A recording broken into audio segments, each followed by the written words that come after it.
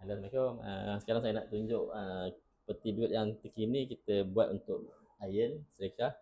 So untuk tempat ni kita dapat request daripada customer untuk buat sedekah ni berbayar lah.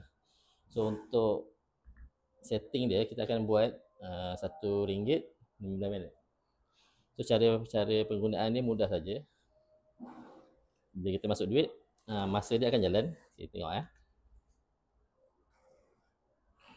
Okey, masa jalan 9 minit. Sedekah hidup. Tapi bila kita nak pause pun boleh. Okay, maksudnya bila dia nak ambil baju ke, dia nak pergi basuh baju ke, dia pause sekejap. So masa dia berhenti, so dia boleh sambung bila dia nak pakai balik lah.